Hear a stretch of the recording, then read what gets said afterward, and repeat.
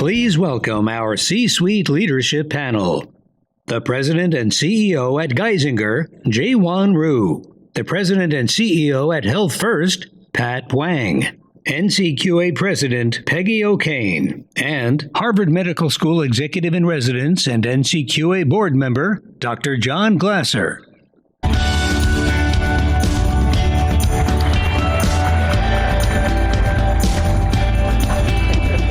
I see a bunch of people at the first row waving at me. You could all wave at us if you'd like to, but that's not strictly necessary. I'm John Glasser, and it's a real pleasure to be here, to be not only be up here, but also to be the moderator of this conversation we're about to have with some extraordinary leaders in healthcare today. As to my left is Pat Wang, to her left is Jae-Won Ryu, and as you know, to his left is Peggy O'Kane. We won't go through the bios, you can find them in the app. But what we'll do is, in terms of a format, is we'll start off with asking all three of them, to give 3 to 5 minutes of overview about, in the case of Pat and Jae-Won, where their organization is and a variety of activities related to the themes of this conference, like value-based care and equity, digital strategies, et cetera. And then Peggy will give some broad comments about the field overall, which she sees from her vantage point. And then we'll take a couple of those topics and go deeper. We'll go deeper into equity. Where are you and what are you doing about equity? Or where are you and what are you doing about measuring quality, et cetera. We'll save the last 15 minutes for opening up for any questions that you all might have, and look forward to that. But again, that's a pretty simple format, but it should be quite informative and quite interesting. So why don't I start, Pat, and I'll start with you to give us an overview of your organization, which you all do, and given the themes of the conference, efforts and initiatives you have along those lines. Thank you so much, John. And it's a pleasure to be here. So thank you again to Peggy and NCQA for inviting me to be here. Health First is a 30-year-old not-for-profit regional HMO in downstate New York. We have a 10-county service area primarily concentrated in New York City. We are solely focused on government programs. We have 1.8 million individual members in Medicaid and Medicare Advantage, mostly dual. We were founded by an area consortium of regional hospitals and health systems 30 years ago. They're still very active in our plan, which also includes today a vast network of community physicians and providers. So our network is extremely extensive. I was listening to John Blum this morning and his concern about networks and how they are emerging. For us, quality is the equity roadmap. And when we work on equity and when we've talked about equity, and I see my team in the front row here, so it's very exciting. We've talked about many aspects of this, but for me, in terms of leading a large organization, what we keep coming back to is the quality roadmap really anchors us to our health equity roadmap. There are many other branches from that roadmap, but that's where we anchor to. I think that what we have found over the years is that if you can measure things in an objective, empirical way and report them out, it really gives a call to action. It really forms the basis for action. So we're grateful to NCQA's work in this area as well. Quality is also a very key component of, for us, being a regional plan, because where we grew up in our downstate area. We enroll 1/3 of New York City's Medicaid population and a very large portion of the dually eligible Medicare Advantage population. Trusted relationships with the community, with our members, with our government payers, and with our providers is really kind of the nuclear core of what we do. And for me, being a top quality plan with consistency is a very big part of the trust relationship. So we work on quality for all of those reasons. What we are working on now with our digital strategies, the use of analytics, is to carefully meet our members where they are, interact with them in the way that we believe they want to be interacted with, no wrong door kind of thing, while also anticipating the ways that people will want to interact in the future. The second part of that, from data exchange and digital connectivity, is with our network. We do not own any provider assets. We are 100% contracted network model in value-based care arrangements. I should have said that up front. We have a very old and elaborate value-based care model. Probably 80% of our premium dollars flow through some sort of value-based arrangement. This gives a huge opportunity for collaboration with the delivery system, in my view. We have enough presence in the market to really make it worth it for providers to work with us. And so what we are working on now is sort of the next steps of connecting as many parts of the delivery system as we can, and providing actionable information and insights, not just like, here's a huge data dump of information for you, because we have found that's not useful. What providers want from us is, what's the next best action? What is actionable? Where are you going to point me? What should I do? And I think that is part of our role in the ecosystem, is to help connect it and coordinate it in the interest of our members. So I'll just stop. Terrific. We'll come back to you. But Jay, first of all, thanks, John and Peggy. It's good to be back at the summit again this year. A little bit about Geisinger before I get started. I think some of you may be aware, but we're what you might call a payvider model in central and northeastern Pennsylvania. We've been around for a long time, over 100 years, and I think by and large, for the bulk of that time, we've been on a journey as a hospital and health system. But over the last several decades, I think in the mid-'80s, we got into the payer world as well. And I think what it's meant for us is the ability to innovate around how care is delivered. Really over the last 5 years in particular, we've been focused on ways to move care models further upstream. I think if you, and I think many of you in this audience may be parts of health systems, but you know that sometimes when you own and operate hospitals, it becomes easy to have a delivery system that's really anchored around that as the foundation. And I think that's been a big part of our legacy as well. Now, we've delivered fantastic care as a result, but we also know that if we could reprogram it in a way, and if we were to do it from scratch, we might reprogram with a foundation that's more anchored outside those hospitals. And I think a lot of the journey we've been on, especially over recent years, has been trying to reprogram in that way. The other aspects of our mission, we also have a medical school, so education and research and innovation are very important to us. And really, I would say it's not entirely, it's not a silver bullet to manage populations in a risk-based model, but it awfully helps an awful lot, I should say. It helps an awful lot because it does give you flexibility not to have to focus so much on what is reimbursable or payable through traditional fee-for-service mechanisms, but frees you up to really develop models and programs that can benefit people.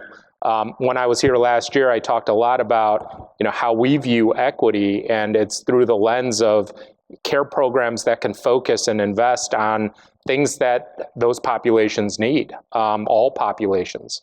And for each population, that care model may look a little different. What works for some segments of the population may not work as well as others.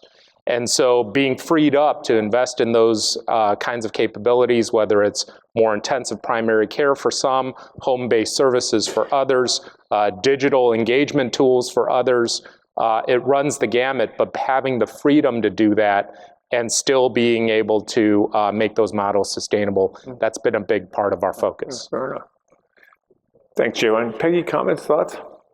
Well, I think you all kind of know what's on NCQA's agenda just from being at this conference. So, let me just say a few things about what brought us to try to get into more digitally enabled care.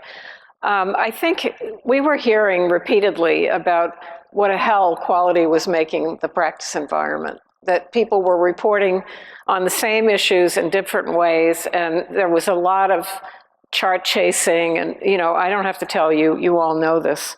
And we took it to heart, and we started hearing about the idea of taking the data directly from the practice sites, and that is ultimately where we want to go. So we were focused on the transformation of quality measurement, and kind of naively, I think, thinking that if we just change the quality measurement, that will transform the delivery environment. And I think we've come to understand that it's not that simple. First of all, the part about changing quality measurement is it's not simple at all, and it's more of a struggle for some places than others. And but we're persistent, and that, I think that's half of the secret in quality, is just keep going for it, and keep checking your strategy and making sure it's right. And you're hearing about this implementers group that's going to be announced tomorrow. We've been working very well with CMS on a kind of a shared vision of digital. But I think the thing that's happened for me personally along the way is just seeing what the possibilities are for the transformation of care. And I don't know, we were just talking outside about who's going to disrupt healthcare and change it and make the new things happen. And I don't really know, but I do think that as long as people are stuck on a business model or a payment model where you lose money if you become more efficient or if you do better, if you keep people out of the hospital, you lose that admission. That is, to me, it's an unethical payment system, to be honest. And so you see things emerging now. I mean, we had a lot of nerve, I think, when we started out saying to plans, you're going to be accountable for the quality of care in your plan. And a lot of them said, you must be joking. We're payers. We pay claims. And people didn't have the data in those days, and they went through a lot to try to begin to manage population health. And it was really quite impressive that people could do it. I mean, we can talk about the effectiveness of quality measurement and where we can show improvement. Where we can really show improvement is in MA, right? Because there's a payment model that's tied to it, and open enrollment benefits and so forth. So,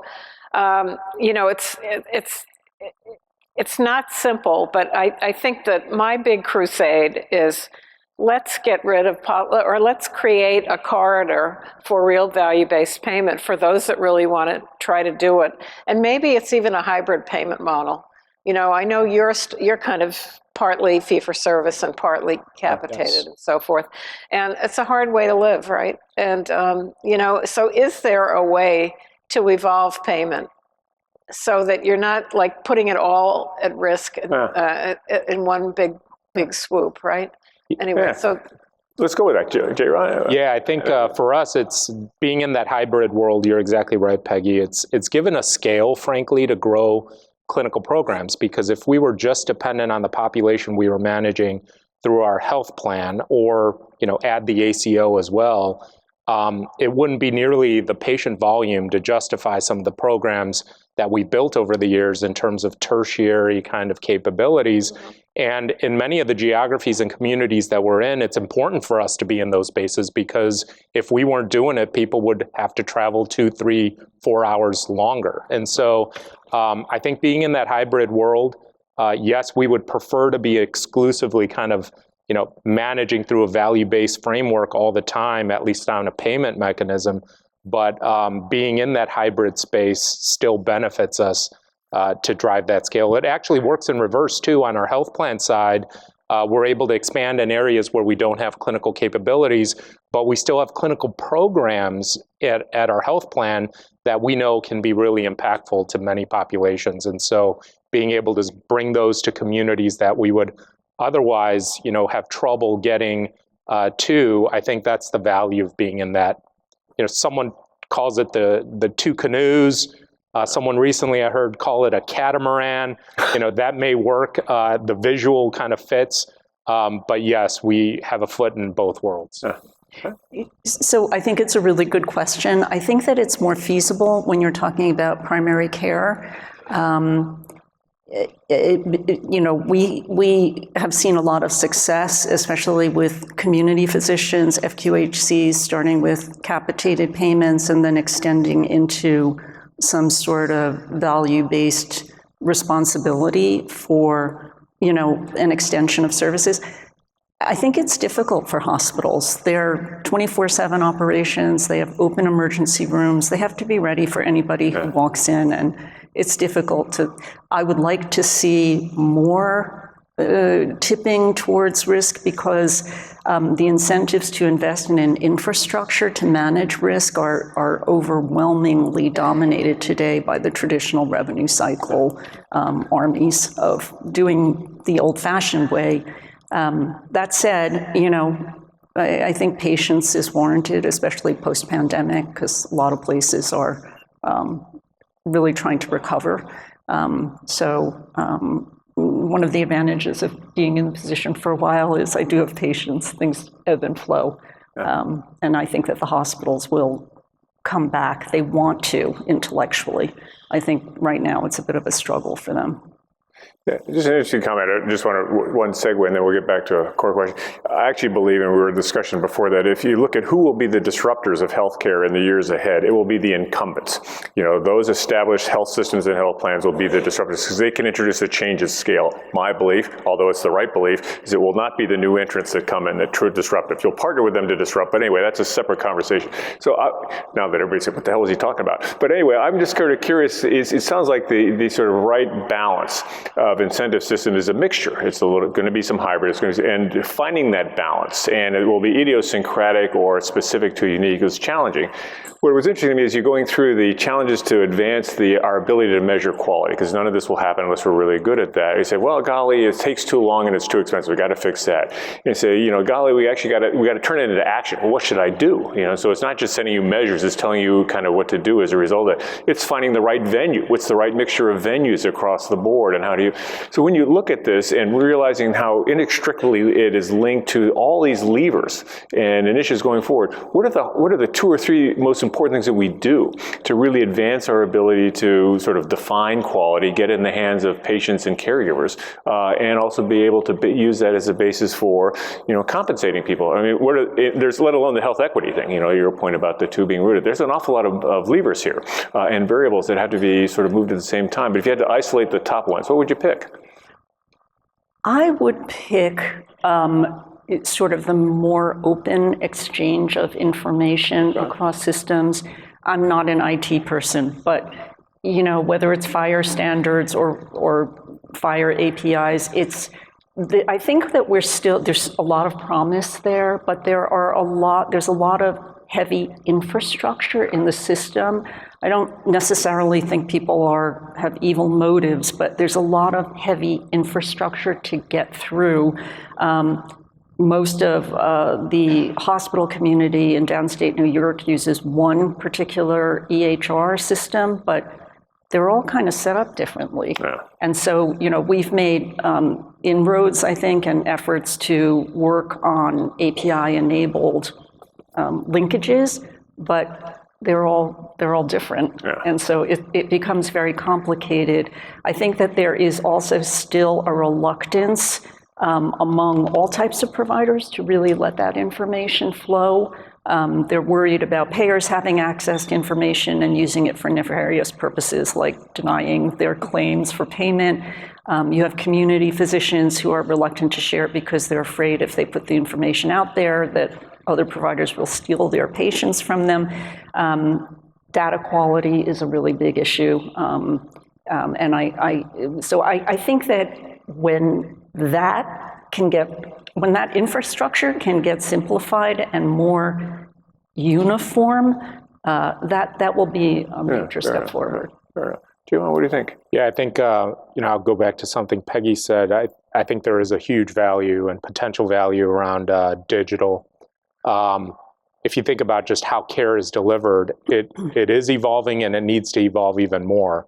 To the extent that we're passing papers or even electronically passing papers, what if the care model changes so those fingerprints of those transactions no longer are there, right? You still want to be able to measure quality. And I think there's an awful lot of, and Pat alluded to this, awful lot of infrastructure built around that interchange of information and paper or virtual paper.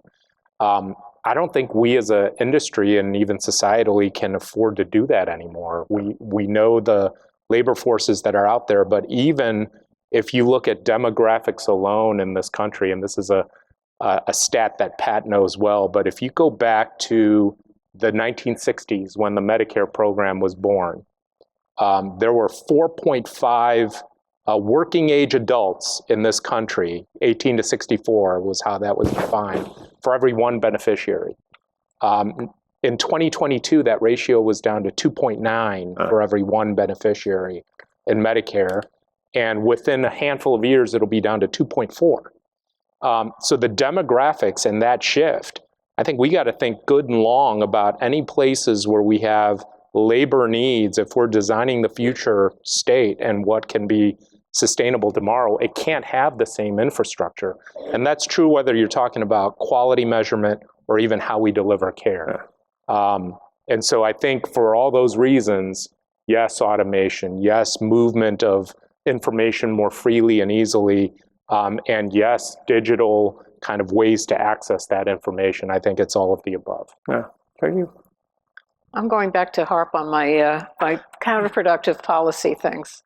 So I really want to, we just had at our board meeting, and John was there, and J1 was there, we had a Asaf Bitan, who runs Ariadne Labs, an innovation place in Boston. And he was quoting from the National Academy of Medicine report, and he was talking about, we look at the primary care physician as the coordinator or of the system or the air traffic controller. So in the year 2000, the average PCP had to coordinate for 8 specialists for each patient. And 2021, I believe it was, it's 18. Yeah. So we not only have abused the payment model of the payment for, there's a reason nobody's going into primary care, right? And it's because they're going to be busier than anybody. They have more responsibility, and they have much less money, and they also have big loans. So we have levers, but we're thinking of each lever as independent of all the others. Right. So, at the same time that we did PCMH, people were doing high deductibles. And so primary care was saying, well, my patients aren't coming in anymore because they don't want to pay for the visit, right? Mm-hmm. So we just keep having these kind of siloed ways of thinking. And we need a much more coherent vision that, and I think even a lot of regulation is counterproductive to value-based care, honestly, and probably including some of our own stuff. But so we need somehow to clear out the underbrush and create a playing field where people can actually build this, I think.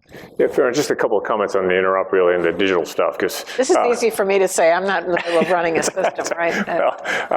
One is when you look at industries which have greater interoperability than we do in healthcare. So banking and travel are the 2 big ones that do a pretty good job. They're not a perfect job, but a pretty good job of it. They've done 2 things, and it's easy to say, it's hard to do. One is they've dropped barriers. So in your case, there's not this sort of heterogeneity of nonsense out there or blocking rules or fire. So you do a bunch of things that make it easier to do it. But then you have to work the other one, which is motive. And so the fact that I can doesn't mean that I will, because of suspicions of this, that, or the other. And so part of it is working on the motive side of it, which can be this hybrid model of payment or whatever it will cause someone to say, I'm willing to share and appreciate the risk, and or we see if we can manage the risk here. So we still have barrier reduction to do, and I think a lot of the fire stuff helps with that immensely. But we still have to work on the motive side. One last point, and then we'll get back. You're not here to listen to me. You're here to listen to the 3 of you. One of the things that I've always thought is, at the end of the day, what does information technology fundamentally do? It enables complexity. And so the fact is, going from 8 to 18, or this every 73 days the medical knowledge doubles, or whatever the world it is, you can't do that. Yet we try to do it without the supporting infrastructure. Hello, it doesn't work very well as a result of this kind of stuff. Anyway, that's a separate conversation. Our worlds are more complex, but we're able to do that because of that. I want to return actually to the health equity conversation here, and I'll start with you, Jaywan, because I know where you are, Peggy, although you can comment after the other 2. So where are you with that? It's also a very difficult, challenging topic. And so how much progress do you think we can actually make, in a lot of this stuff? I don't mean that we shouldn't try, but it also seems like, golly, there is a lot of work to get done and a lot of very almost borderline intractable, situations. But Jaywan, tell us where you guys are, what you're doing here. Yeah, I think actually Pat and I were talking about this a little bit earlier, but I think there is there's a linkage between value-based payments and health equity. They're not, you could be focused and should be focused on health equity regardless. But I think value-based payments opens the door to creating the right environment to invest in the right programs. If you look at, and I think this came up last year in the discussion, but if you look at Medicaid, average rates in Medicaid across the country is somewhere between 60 and 80% of CMS rates for Medicare, which, if CMS rates for Medicare is 100% by definition, then in the commercially insured population, it's double or triple or some sort of multiple on top of that. And so typically those who are commercially insured are working age adults, and those who are in the government programs, they tend to be more heavily minority populations if you're talking about Medicaid. By definition in that program, they have income thresholds, so they're poorer.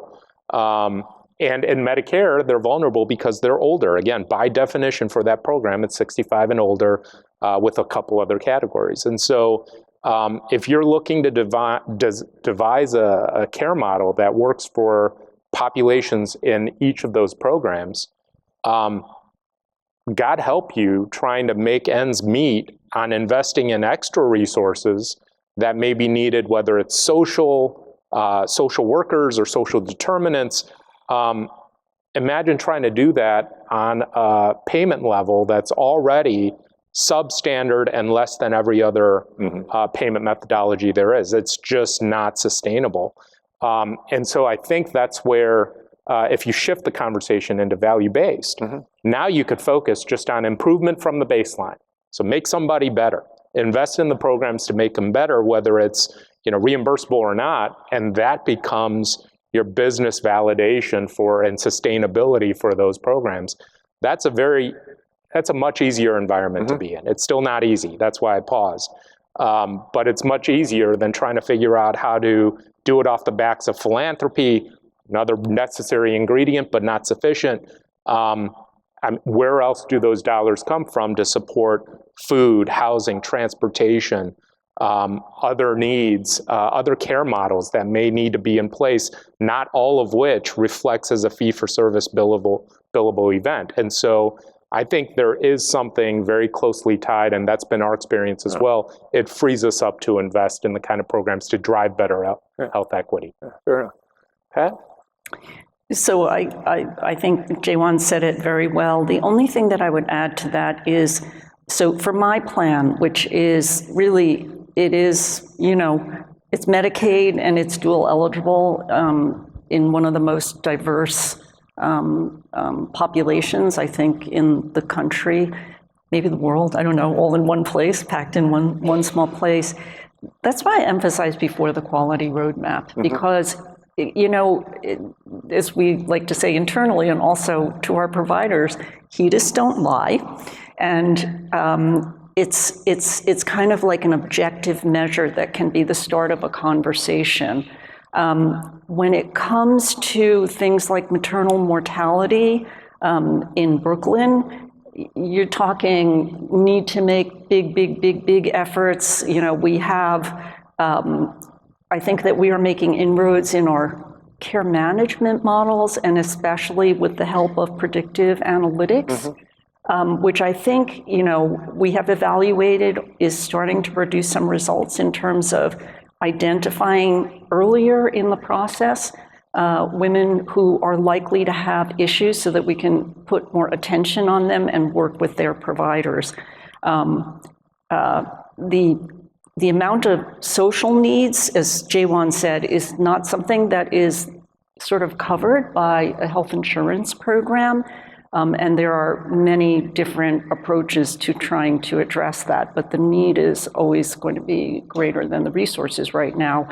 So I think that for our part, with what we can do, we rely on data, we rely on analytics, we rely on objectivity to the greatest extent possible, sharing that data out with providers so that, there's an objective standard, it's a call to action.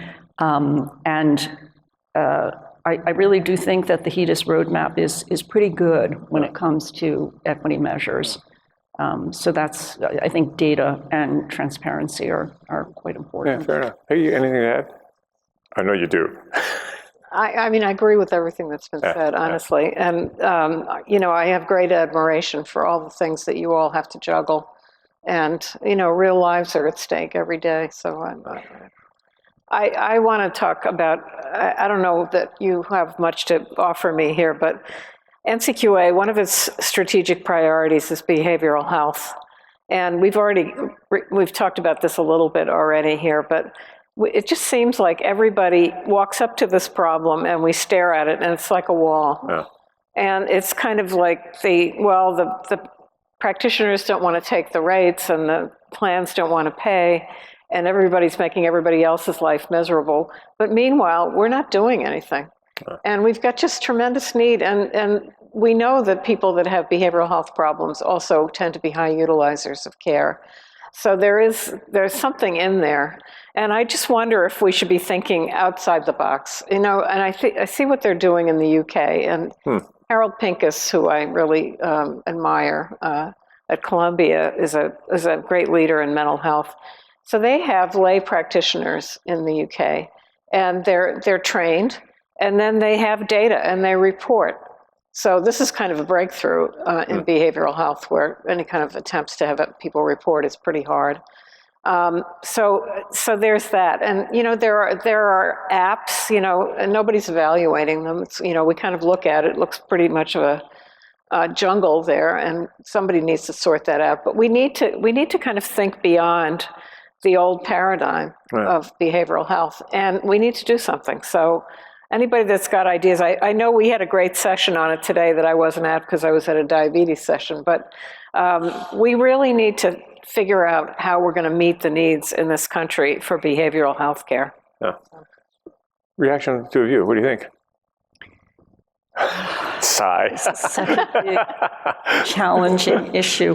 But something that you said about the UK, it's important to underscore the importance of non-recognized lay people, whether they are community health workers, doulas, peers for behavioral health. These folks make a world of difference in the populations of greatest need. If I had a magic wand and could wave it and dump a pile of money into my community, it would all go to community-based treatment, because we can examine follow-up after inpatient admission all we want, timeliness and all the rest, but if the resources don't exist in the community to really keep people in the community, starting with housing, it is going to be a revolving door. And the challenges now post-pandemic are really big. There's a practitioner shortage. Somebody mentioned earlier, there's a shortage of, psychiatrists or what have you who take insurance in the first place. That's definitely true. There's a shortage of psychiatrists who can treat adolescents. There's a shortage of adolescent behavioral health beds, which is a new need post-pandemic that's quite acute. But the resources in the community to help people transition to staying out of the hospital are really, really in short supply. But we are doing different things again, and it's interesting. But because you can point people towards particular metrics, it gives the opportunity for a conversation. So we can tell how you're responsible for follow-up within 7 days after discharge from an inpatient bed. And you failed that, and we can show them how they rank against other people, and it makes them want to do something about it. So that's all really, really good. And we're trying different approaches now with our care managers and situating them inside the hospitals with, the greatest volumes, things like that, to try to help with transitions out to the community. But it's very challenging. J1? Yeah, I definitely don't have the solution on this. I think it feels like, it's a many-headed hydra, unclear which head to try to chop off first. The reality is probably you got to chop off many. And I don't think we've made much traction chopping. For us, we've tried to tackle it by adding more capacity, both on the inpatient and outpatient side, because we do see the massive shortages that Pat is getting at. It's tough to even get upstream because you're so busy dealing with downstream on this one. I think part of the challenge, and Peggy alluded to it, I think there's segmentation challenges in this space where things get carved out and it makes it more difficult. This mental and behavioral go hand in hand with the physical and vice versa.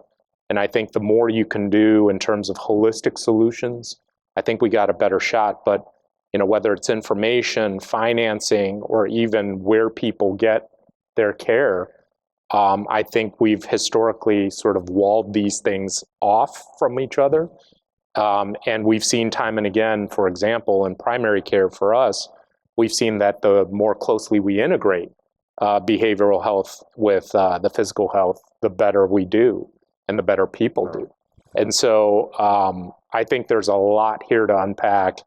Can't say that I have, any magic solutions on this. It's just, I think we're still on the climbing phase of this journey. I mean, two comments. One is on the AI related to the mental health. There's a lot of buzz about generative AI, and there should be a lot of buzz about generative, but the problem with that is it can obscure other uses of AI, which are quite remarkable. One of which is these bots that you can chat with for postpartum depression or anxiety, which are remarkably good. Both the CBT trained, and they sound like human beings, not like HAL 9000. So there's a there. And that's not all forms of mental health, but certainly there. The second, to your point, Pat, is we're getting pretty good at predictive algorithms. You can say, listen, this person is looking a little wobbly, whether it's physically wobbly or mentally wobbly, and we need to focus here and give enough heads up that you can actually intervene in a meaningful way waiting before they step off the cliff, in a large thing. So anyway, there's these categories which got real potency, and they may not generate, my favorite chat GPT question is, who holds the world record for walking across the English Channel? And it came back with an answer. Susie Smith on this day walked across the English Channel, had to battle the winds. Oh my goodness, wow, it's remarkable to go out and to do this here. But also, I'm just curious of your thought here. I think that the whole health equity, but also behavioral, it's a community challenge or a regional or a state challenge. It's your challenge, sure, but it's a shared challenge, and it'll never be solved by you or you working alone. It'll be solved because the community goes after it. Do you think that's fair? I mean, these things are so big, so multifaceted that it takes that. I really agree with that. Yeah. I really agree with that. Of all of the areas in health that we are responsible for as providers or insurers, this is one where the village is quite important. Yeah. And resources, investment in the appropriate resources that have nothing to do with the medical establishment are critical. Yeah, no, I don't think I have much to add. I completely agree. Yeah. Well, yes, one question here, again, we were chatting a little bit about this, is the distress the providers are feeling financially. The labor costs are through the roof. There was a colleague told me that the average labor cost of the average hospital went up 15% year over year. And, when you're operating at low single digit margins, it's over in lots of ways here. But it's not obvious that will get solved in the near term. So how do we deal with this distress level that's out there? And it's not confined necessarily to hospitals, but it's also physician practices where people are leaving. We talked about people who are saying, I'm out of here, and this kind of stuff. And you backdrop of this, this sort of ongoing drumbeat of the costs are too high and unsustainable and this, that, and the other. And you say, geez, there's nothing that indicates they're going to level off anytime soon. How do we tackle that? Or what's the answer to that? J1, we'll start with you because the look I just got from Pat. I don't want to sound like a broken record, but I really think this is where just how we finance healthcare has got to change. I think we've got to create an environment where the care model can literally pivot. And I think the only way you do that is by changing what you're incenting and where you're paying for what. If you're creating an environment where the payment is richer, the further downstream you go, I think that's a setup for a really bad outcome. And so I think we've got to start, whether it's with the big payers or Medicare or who have you, the more we could shift into those quote unquote value-based payment methodologies, having accountability, more closely between finance and the delivery. I think that's where we see more transformative care model changes. Fair enough. Okay. The only thing that I would add to that is When it comes to the delivery system, our delivery system was built for the way that medicine was practiced 50 years ago. And the challenge and the trick here is to figure out a way to gently pivot that so that people don't lose important access to care when they really want an emergency room a block away from them, and they want those beds there because it makes them feel more secure. But it's probably not needed. And if you fast forward the system 5-10 years, all of the innovation that has been the topic of discussion here, healthcare delivery has already changed. I mean, pharmaceutical costs, whether it's medical pharmacy, Part B covered, or prescription drugs are a huge part of my costs now. That was not true before. These things are going to shift the landscape and the types of physical care that people need. But it's difficult to try to make that pivot. But I think that that's the challenge for any state or government that is responsible for making sure that people have access to health care, is gently pivoting that so that you have the right types of care delivery in communities that's built for the future, not for the past.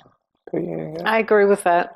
I mean, I talked before about the hospital at home program that I visited, and the potential of that it's beyond what the hospitalization itself. So the post-acute. First of all, the program that I was at had very, very low admission to SNF on the way out. But SNF itself, which is a very troubled sector, nursing homes, people don't want to be there, right? And there really are ways of doing this at scale, I believe, but it's not really being done at scale at the moment. So I think it's a payment model problem. Well, and I think it's also, in my view, it's an early experimentation model. So we're learning about hospital at home. And well, they've been doing this research for 20 years. I mean, Bruce Leff and Al Su, they proved that this was superior 20 years, not 10 years ago, maybe, definitively.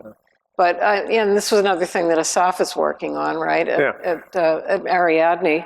And they did rural hospital at home programs. They did them in Alberta and Oklahoma and some other place. And they had 36% lower costs for these hospital admissions, comparing like patients. So there's something there. Yeah, no, there's this shifting venue, whether it's the telehealth, boomerang, but still not zero, and the retail care, et cetera, which will be interesting. I mean, the problem is that if you're married to the model that you're in, then everything else just becomes a way of supporting the model. Correct. And the transformative potential isn't really given much room to run, honestly. And some of the transformation requires investment too, because there is a ground game that you need to be able to physically get certain services in at home. Fair point. Even basic supportive things like DME or something Absolutely. like that. That doesn't happen like a flip of a switch. So but, I know that there are companies, and we were the guest. Absolutely. We were the guest of Medically Home, which does this so amazingly well. And they could teach hospitals how to do logistics within hospitals. It's a logistics game in a lot of ways. And it was incredibly impressive. So we're at the time where we would be delighted to hear your questions, your comments, et cetera. So I think we see someone at the mic. So there you are. You're on stage. The light is shining on you. You're now ready to do your number. Yes, you're singing. thank you, Debbie Willie. Talent is ready for you. So anyway, tell us who you are and your question. Yeah, Debbie Willie Powell. I really appreciate your comments. This work is tough. And I guess my question is, I'm curious, when you get on the balcony and you look at healthcare from a macro view, and you look at, we spend more than any other country, we know that. Our outcomes are not as good. We haven't focused on health equity like we would like to. We have, in some sectors, record profits. Health systems can be that. Health plans can be that. Pharmaceutical companies can be that. Do we have a profitability issue in our country when it comes to deciding what's important, or is it really a payment reform issue? There's sort of two ends of the same thing to me. I think it's safe to say that there is plenty of money in the healthcare system to solve all the problems that we've been talking about.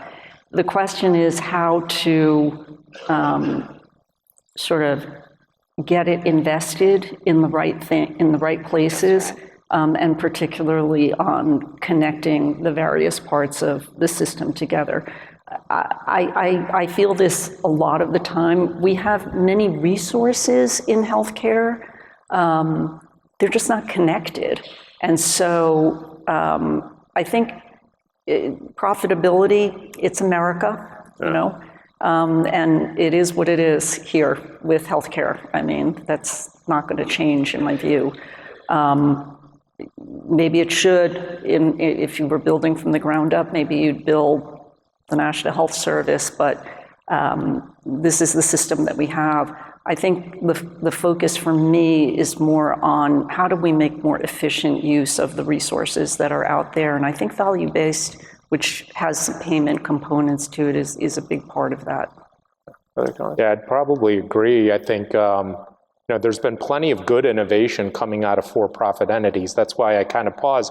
Now, obviously, I'm biased because we're a not-profit entity, and I know there's a lot of good that comes there too. I'm not sure it's a for-profit versus not-for-profit thing. I think it's just an allocation of, are we spending, and do we have a system that encourages spending and investing in the right areas to drive the biggest impact? And I don't think we do right now. Yeah, I do think you want people to be able to make a return on their investment. Certain behaviors are out of line here, but nonetheless, otherwise they won't invest for all kinds of reasons. Next question over there. Hey, thank you for your comments. And to my colleague's point over here, you are spot on. So this is not a money problem. We are paying twice as much as any other industrial country for our healthcare per capita. And I tell the medical students that I lecture to, we're paying for a red Ferrari and we're getting a Ford green Pinto. You go. A Pinto, a pea green Ford Pinto, and we need to find Volvo.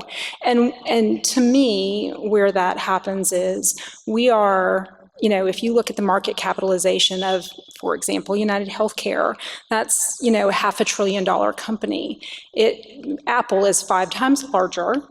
It is an international company. UHC, although they have a little bit of international presence, is making, and I just pick UHC because it's kind of the 800-pound gorilla in the room, but can you all speak, and I hear some fatalism on this is our system, this is what we have to deal with, but I will tell you, I look at my kids, and to the point of, we have 2.4 workers for every, patient on Medicare. Where's I can't buy that fatalistic approach of this is what it is and we can't change it, because it's not a money problem. It is the investment is already there, but we're not making good choices with that investment. I agree with you. This is always going to be a battle of inches. It's not going to be, we're just going to turn it over and everything's going to be hunky-dory, right? It really is. I mean, who would ever thought that we would get to the point of setting prices for drugs? And, that's not 100% victory, but it's a big step. Oh. And so I do think there's a lot of pent-up anger among the American people about the costs of healthcare. And they're not unaware of the profits. People that read the paper or read their websites are aware. And I think it's a complicated problem. And part of it is the politics and the campaign contributions too. So I don't think we can be fatalistic and just say, well, this is what it is, because there have been points in time when the public sector has stood up or somehow. And the idea of just letting ourselves get rolled over like that is just too horrifying.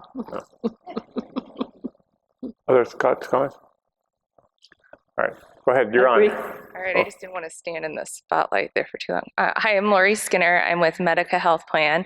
We're a regional nonprofit in the Midwest. My question for you is, as we're internally having a conversation about value-based care and what that means, and we hear continually from our commercial our employer groups, from the marketplace, from our members, our patients. The term value-based care, right? Just that term, like we all know in this room what that means, but that the market and our patients don't know what that means. So I'd like to hear, so my question, I guess, is, because people hear the term value, and that's not necessarily a good thing. Like, I got a good deal, doesn't correlate very well with some people, right? So is there a different way that we should be phrasing or when we talk to patients about value-based care? Or narrow networks is another. I want choice, I want choice, I want choice. I don't think people really understand when they want choice what that means. So would like to get your thoughts on the term value-based care and if we should be phrasing it differently. Good question. What do you think?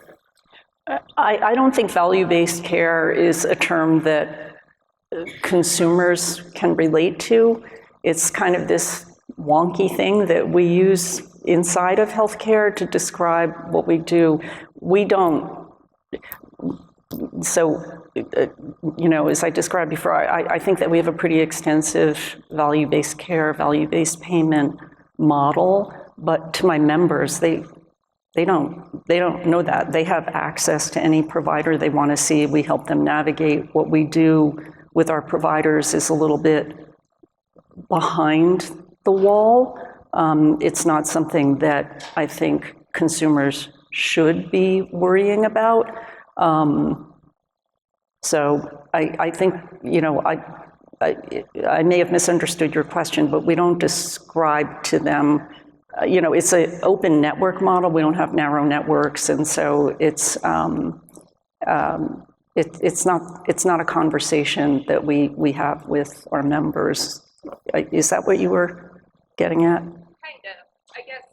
Sorry, just don't like me. Kind of. So I'm thinking more, and this may be more from like the employer group or like from like the exchange side of things. And in our value-based care arrangements, we do work more in the ACO model, right? Patients, members don't know what an ACO is. Like I'm accountable care they don't know what that means. And we don't go, and we're not talking with members, oh, you're in a value-based arrangement with upside and downside and capitated. We aren't talking that way either. But I think it's getting to that narrow network component more of how can we explain that a narrower network with your health system providers is actually going to be it's a better relationship for you and you have more coordinated care versus this open access network where you can choose anything that you want. Does that make sense? Like, how can we better explain it? So at least our experience, I don't think there's a quick and easy way to explain it to people outside of, those folks in this room, right? Yeah. Right. Who live and breathe it every day. But the ways that we've tried to make it a little more real is, one, we tend to talk about total cost of care as opposed to episodic, transactional, per widget kinds of measures. I think we also talk about value-based care is when you were able to get into a specialist clinic in a timely way to meet your needs so you didn't have to land in the ER, or you didn't feel the need to land there. Value-based care is on a population basis. Is your rate of hospital use lower than the alternative? I think those are the kinds of ways, whether it's with employers or with the community or with consumers themselves, whether they're patients or members, that's some of the ways we've tried to explain it. I mean, I think this is a real conundrum because it doesn't poll well. The United States of Care just put out a report, and people are very, very suspicious of value-based care. And, I'm sure they don't even think about value-based care with your plan, I'm sure, Pat. But, remember the HMO backlash. And, there was bad behavior on the part of some HMOs. But I think this was largely driven by the complaining of specialists who were, kind of feeling their incomes pressed. And you know, it's interesting because I think there's branding in healthcare. Like if you have cancer and you live in New York, you want to go to Sloan Kettering, right? And it's not necessarily driven by the actual performance of these systems. I'm not meaning to criticize them, but there's a brand thing that people, you know, sophisticated people want to go to the best care. And they do understand that there are real differences in care. And we somehow we don't have the data on that. And, you know, ASCO has it, but they're not particularly sharing it. And so people always think about these catastrophic cases and what will happen to me if I get cancer, what will happen to me if I get some rare disease and I want to go to the Mayo Clinic. And even though the probability is very low, I think it's kind of lurking in the background. Yeah. We did a lot of focus groups about this a while ago, but I do think the idea of maybe thinking about coordinated care, learning how to tell the story more about what actually happens when care is not coordinated and you're sick. So I don't know. It's a project for somebody. It's very important. Let's do one last question because we're at our hour. Go ahead. Thank you. This is a follow-up question for Jay. You talked a little bit about moving the payment really more upstream. Downstream can have really bad outcomes. I was just wondering if you could talk a little bit more about that and some examples of what that looks like. Yeah, so a great example is our fresh food pharmacy program. It's a program for folks who have diabetes that's not well controlled, but who are also food insecure. So we enroll them in a program. It gives them free food, essentially. It gives them access to fresh produce, lean meats, but also connects them with nutritionists, sort of health coaches, as well as education around how to prepare meals with these fresh produce and lean meats. So it really tries to reprogram how they eat. A program like that, there's no billable mechanism to invest in a program like that through traditional fee-for-service.